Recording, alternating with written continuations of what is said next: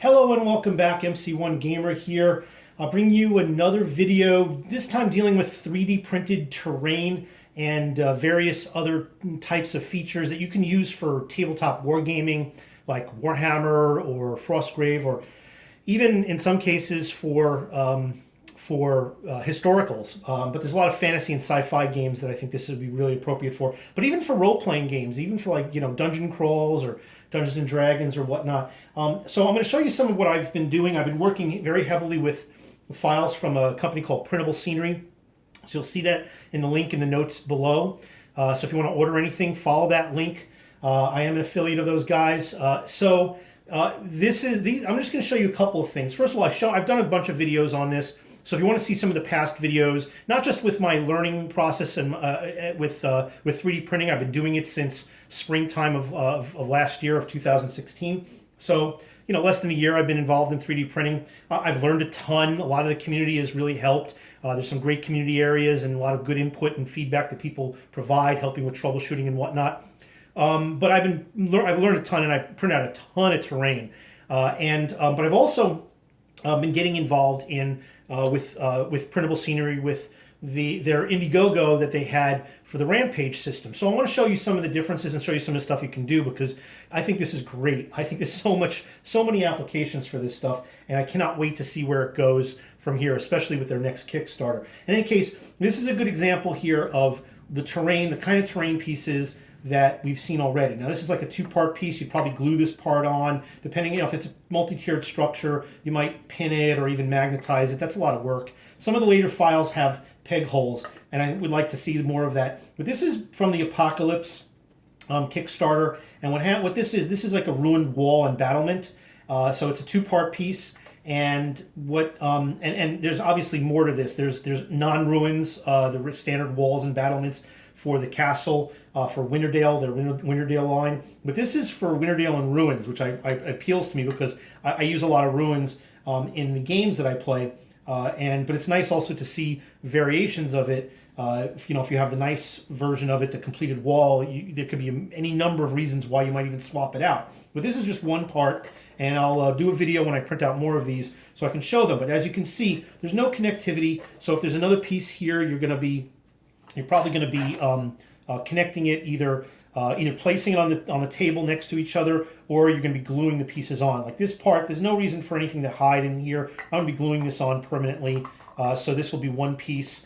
But then obviously you're connecting pieces in a string, so maybe a longer wall, or maybe this is an extension to maybe a tower that's a little higher. You'll see this stuff when I get to it. But these are great terrain pieces, and some of the multi-tiered ones I do have either pinned or magnetized, so you can remove the structure and place models inside for various reasons. But this is what we've seen with a lot of terrain up until now. This is what you see, part of what's called the Rampage system that Printable Scenery has. And a lot of these pieces, this is great stuff. I'm going to show you a couple of different things. A lot of this stuff is new, they're new files, but a lot of times what they've done is they've taken the existing files from, say, the Winterdale or any of the other ruins, or files from previous Kickstarters like the Apocalypse Kickstarter, and they've applied their versions of this that either, if you weren't involved in the Kickstarter, you can get the new versions with the OpenLOCK system of connectivity, the modular aspect, which I'll go over and I'll show you in more detail in a second. Or you can get the traditional ones just by going to the Apocalypse Kickstarter and getting those. Not all of them are OpenLOCK compatible. This is what's called the OpenLOCK system. So it has these gaps here, and then it has these small clips that you insert into the gaps.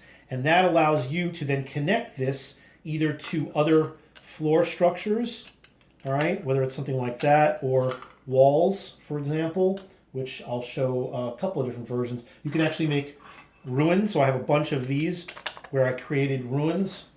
And this is a large platform of stone. This is one of the bigger ones they have, which came out recently. And you can create all different types of, ruined add-ons and eventually move around. There's triangular sections you can put here, but you can continue to work this around. And I'm going to do this real quickly, and you can see what it'll turn into, once I get this actually connected, there you go. And depending on, let's see if I got it here. There we go. Some of the different pieces have their holes in different places, which will allow you to extend them to the very edge, as you can see. So you just, that's something, you're going to be printing out a lot of these options, and you're going to be having different mirrored effects for these. So what I'm going to do is just put a couple more of these in here, and you get the picture of what it looks like. See, this won't go all the way to there, so I'm going to have to find the right one, and that shouldn't be too much of a problem. All right, so let's see if we can find it while we're on this video. I did not have this part as well prepared as I probably should have. There you go. See, it doesn't take too much, but you get an idea that this could be the footprint of a ruined building. And then you could also, there's plenty of other parts that you can place here that will go up higher. For instance, various different walls that will that can situate so that you can actually show maybe the more of the remains of the building as opposed to just a footprint. Now this is a stone base, so this can be part of an extended dungeon, or again the ruins of a building, or it could be a second tier level that you place on top of an existing structure, maybe underneath our sewers or mines or whatnot. You can find these also in wooden formats as well. There's just so many files to do this with, and the ability for all these different holes for you to make this. It's just a modular system. You paint these up. These are really simple. You you paint them black. You highlight them in various different stages of gray, and maybe you do a little more color application depending on what the features are. But for ruins and stone, for wood or whatnot, they're going to be fairly simple. You're going to do a base coat and maybe a highlight and wash to varying degrees. It won't really take as much unless you want to do something more detailed. And some of these will require these. These are large areas, so you can get more real estate to play with. But then you might have something like this, which is a kind of a part of their crypts. And you might want to have this as like a warpstone type glow, or maybe this is a fiery brazier. But this is something that you might build around with some of these larger crypt parts to make something a little bit more elaborate. And I'm going to try and build something out here while we're talking. And it would involve just maybe a little bit more artistry in some of these more centerpiece parts that you might want to hear. We might want to put something like this here. This has a little skull piece, maybe as kind of the introduction, and then of course we could apply a variety of these different pieces here to make it larger, or we could do something like create some walls.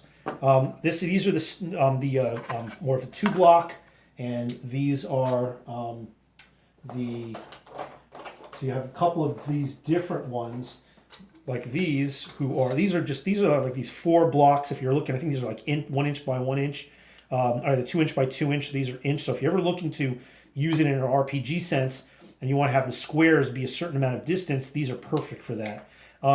But they come in a variety of different sizes. Some of them are just flat, so they have all the different sections on either side. Some of them, are doubles, and then of course these are much larger. And then of course you have these sections here, which are more of like 4 of the 2x2s. So you can build these out in a variety of different ways. I'm going to go and add, let's see, just to show you an example, and I'm going to be expanding upon this in just a second. I just want to put a couple of these pieces on to give you an idea of what some of this might look like. And then I'm going to put up some walls. So I'm actually making here a chamber, which could be like a crypt, could be a section, a crypt section. But then we have these walls, and these walls have, instead of the pegs being like this on the sides, well, they are on the sides, they will actually peg right into the back here. And there's a couple of these different versions.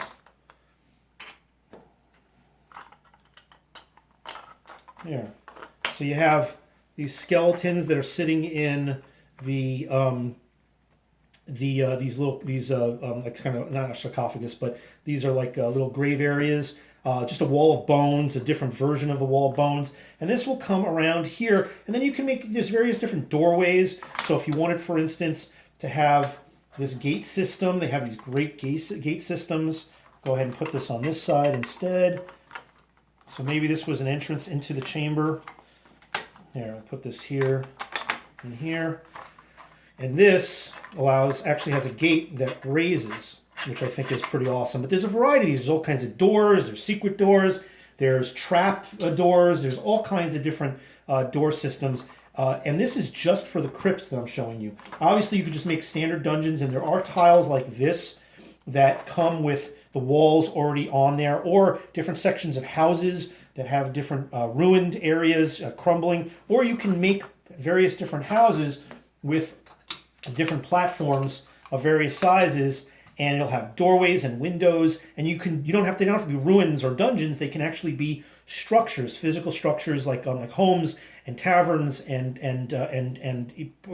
extensions to maybe even a fortress that you can add on. And that can be something that could either be unveiled in an RPG sense, or you can just build it and place it on the table for some more, for a much more feature rich terrain piece that you're going to use for either tabletop wargaming or skirmish games or whatnot. So these can be added on. You can actually create sections like this if you're doing it, if it's an RPG type thing or dungeon crawl, and have them placed, prepared, and then once you open up a room, there you place it. Or you can pre-build it so that it's, let's say if it was the ruins that I was showing you before, with the various ruins, whether they're octagonal or just using this as a square or even as a larger structure, having something along these lines where you have a wall raised here and this is the next area, or even something smaller, maybe a balcony here with various different alcoves and ruined parts. There's a lot of different things you can do. There's just whatever your imagination holds. You print it, put it in a pile. I have this stuff that I'm putting in various different boxes and bags depending on the theme. And you can, whatever your imagination comes up with, you can build it with this system. And that's what I love about it. So it's really nice, great combination to something like this, which is a static pre-printed piece that may have multiple tiers that you can remove parts to it. Like I have various different, I have a tavern, I have a blacksmithy, I have an observatory, I have these cottages and houses, all of them that have the second and third tiers that you can remove. So you can place models in as long as they're not too tall, and put the top on, or as you remove the different pieces, you can exist within there if it's an RPG sense. RPG game that you're playing, and but the nice thing is that with this, I can create a these some of these walls don't have to be crypts; they can be just basic stone. So as I'm creating, for instance, let's see here, as I'm creating, for example, maybe I'm putting together something along these lines, or even something larger, and I'm creating maybe, let's try this, maybe I'm creating something along this line. I'll try it there. Okay, well, I just have to make sure I have the right one when I'm putting it in there. There we go. So maybe this is, a part, extension to this particular wall or a section of a castle. And this is, and I could actually place this, once I clip them on, I can make this an actual extension to the ruins. This could probably even be built up further. You may even glue it to to this piece and have it become static. But that's the power of these different types of 3D print files. There's modularity that's coming to them that is going to provide for much more depth and capability. So what I suggest is take a look at them. I highly recommend Printable Scenery. There is, you just print out a bunch of these clips. I have I put about 60 on a bed at one time, depending on the size of your bed. And these are really easy to print, and you can bang out a bunch of these in a go, and you'll have enough. I printed out a couple hundred of them, so I have plenty of them. I'm not even going to paint these. There's no reason to, but the features that you can get, even just with some of the simple files, can get really, really deep. And even though some of this may seem a little, you maybe see some of the lines. This is terrain. They're not models. The commercial application for, printing your own minis for some of these things, I don't think is quite there yet. There may be some really good printers that can start doing that now, but I'm not aware of the, the cheaper version ones being able to do it. Yeah, anybody will know from many of my past videos, I'm using the Prusa Mark III, was it the i3 Mark II, excuse me, and I love it. It's a great printer. So I've done a couple of videos where I show that actually there, and the resolution is amazing. So one thing to know though is that you're going to do a little bit of maintenance with this OpenLOCK system. So I always put a brim on there. It's just a couple, like a one layer, maybe a 2 to 4 millimeters wide around everything, especially these standing things here. But it really works also well when you have these flat pieces, because it prevents the edges from lifting up, and it helps minimize some of the failure.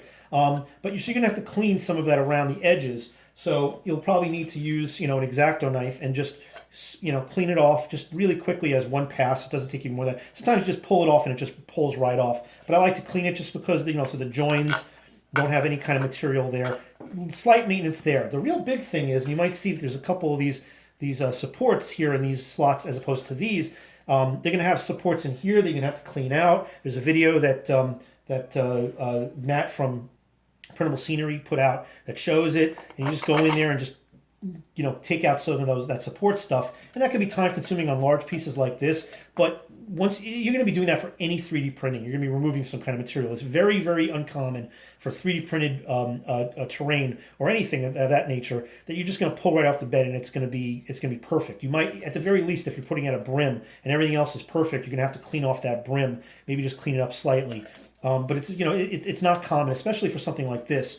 And there's going to be need for some support structure so that it can print the overhang. So what you need to do is, and I've already done it for most of these, is you just want to go in there. I'm going to demonstrate here. You just go in there with the edge of maybe a plier and just push it in. You see that just comes off right away. All right, and boom, it's gone. Maybe you just clean off a little bit more of the excess here. A little bit of shavings. I do it over like a sheet, and then I dump it all in the garbage, and boom, then that clip is able to be inserted. Whoops, well, of course, what a great demonstration that was. But there you go. See, that's simple. Put it in, just clear that area. Clip is able to be put in. You don't even have to do that much. If you want to clean it up a little bit, get your X-Acto, maybe there's a little bit of material that you want to remove, but it's really not necessary to go crazy with that. All you got to do is remove these two little pegs on all of these, and boom, you then can start connecting pieces to the model. And it's pretty sturdy, and once it's on the table, it's fine. Again, for whether it's tabletop board gaming or if it's RPG, you're going to be fine. So, I hope you enjoyed that. Thanks for tuning in. I have more videos coming up. I've got some battle reports for some games that have come up. I'm going to be presenting some more of these, terrain pieces that I've done that I printed out as I go through that, and I've got some more of these ruins. And then I'm printing, helping out a local store with some more terrain, and then of course for my own purposes, and then just a ton of these different pieces. You can see some of these are different colors because I've had different colors, shades of gray for my PLA as I run out. But they're all going to get base coated anyway, so it doesn't really matter. But you can see from some of my past videos the variety of different terrain that I've used. This Printable Scenery is excellent. I'm looking forward to another one that I've gotten into, which is going to have more modern. The thing about Printable Scenery, it's not just all fantasy or historical. There's plenty of sci-fi stuff in here too, but they have really good historicals, excellent files for World War II. I'd like to see more modern. In terms of the fantasy, the modern stuff, like for instance cityscape stuff for maybe superhero games or for zombie games that are pretty popular right now. These fantasy elements are absolutely top-notch. They're probably some of the best, if not the best, that's out there. I'm looking forward to more advances that Printable Scenery is going to put out there also. I'd like to see them do more of fantasy races like elves and dwarven. I'd love to see like a dwarven fortress that I can build. Maybe underground mines. Actually, they're actually going to be releasing underground mines as part of the Rampage system. They just haven't finalized them, so those could be used as underground mines. Sewers are coming as well, so you can have to do underground sewers. These are the crypts There's a variety of these that can be done, that can be used for sci-fi. Other 3D designers have incorporated this clip system, this OpenLOCK clip system, to and there's already in Thingiverse there's a file for these sci-fi corridors that are just like this, that utilize these clips. And so if you're not into fantasy, or if you also, in addition to fantasy, you also have sci-fi games, this system is compatible. So other people are using it, incorporating it, whether either the freebie files or in commercial sense, whatever it is. What I highly suggest is check them out. They're not that expensive. Once you buy the file, you've got it. You own it, and you can print out much of this stuff as you can. And I offer this to anybody who's interested in printing out a whole bunch of stuff, whether it's terrain or some of these things. Obviously I own the files, but the owners of the files, they own the license, and if you purchase the file, then especially if you do it for my affiliate program, and you want me to print stuff out from you because you don't have a 3D printer, I'd be happy to work something out. But you've got to pay the owner, the originator of the file. I can purchase it for you, but we have to make sure that the designers who own this stuff, who design this stuff, are getting paid. That's their business. So you shouldn't be skirting around that. What you do in your own personal private setting is up to you. You own the files. You want to kick out as many of these as you want. Fine. You want to donate them to the stores in nearby, which is what I do. That's fine too. I highly encourage you to make sure that you support the designers for all these 3D printing companies that are coming out with these amazing designs. This stuff takes time to design, and that's pretty much their bread and butter. So, but as I've done numerous times with people that have asked me to actually print some of this stuff out for them, they're basically renting my printer and paying for materials as well, but they're buying the files, and I've only done it a handful of times. But anybody who's interested in doing that, feel free to reach out to me on the back end of my channel. You can go to About section and email me there. You can also post it. I don't like posting emails because I don't like it out in the public, so you can't get spammed that way. But I'm sure if you were interested, you can go reach out to me. But for your own purposes, this is a pretty good example of the kind of things that you can do. I hope you enjoyed it. If you like this channel, like this content, let me know. If you have any questions, certainly I'll help you as best I can. And feel free, to like, comment, subscribe, support the channel. Hey, have a great day, everybody.